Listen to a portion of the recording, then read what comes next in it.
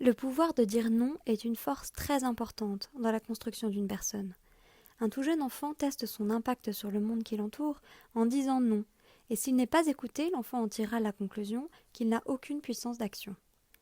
Malheureusement, un adulte qui ne peut dire non dans une situation, quel que soit le contexte, en vivra la même conclusion. Et pourquoi est-ce si difficile de dire non? Est-ce par peur de déplaire, pour éviter de justifier un non, par peur des représailles? Est-ce une question de personnalité, d'éducation, de culture? Le non peut être vécu par la personne qui le reçoit comme un rejet de son idée, de son envie, voire de sa personne. Et le non peut être vécu par celui qui le dit comme le risque de blesser, de déplaire, voire de l'égoïsme. En tous les cas, on peut très difficilement dire non lorsqu'on est dans un rapport de force trop inégal, que celui-ci soit hiérarchique, émotionnel ou social. De ce fait, ne pas pouvoir dire non est le signal qu'il y a un rapport de force dans la relation, ce qui n'était pas forcément visible. Cela peut avoir des conséquences minimes ou terribles, selon la situation, et à chaque fois, chacun des intervenants en perd de son humanité. Pourtant, savoir et pouvoir dire non apporte une très grande force à chacun et à la relation.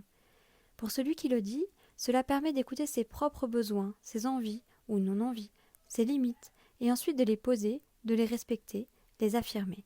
Cela lui permet de prendre sa place dans la relation et d'en poser le contour, ce qui en retour encourage l'autre à prendre sa place, sans avoir peur de déborder sur l'espace de son interlocuteur. Alors comment dire un non qui construit la relation plutôt que de lui nuire? J'utilise régulièrement la communication non violente avec mes clients, et il s'y trouve tout un parcours pour développer l'art de dire non.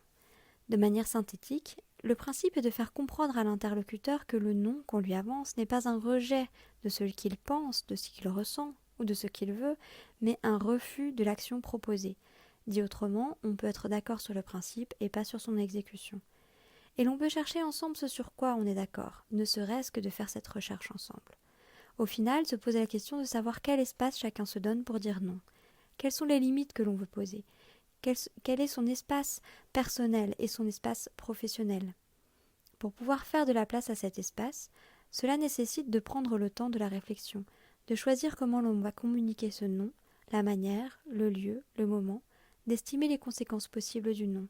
Et finalement, il est important d'évaluer dans quelle mesure nous laissons la place à l'autre pour dire non, car sinon, nous risquons de créer nous-mêmes une situation de déséquilibre. Enfin, pouvoir dire non permet de pouvoir dire un vrai oui, pleinement voulu par chacun. D'un point de vue personnel, cela permettra des relations harmonieuses.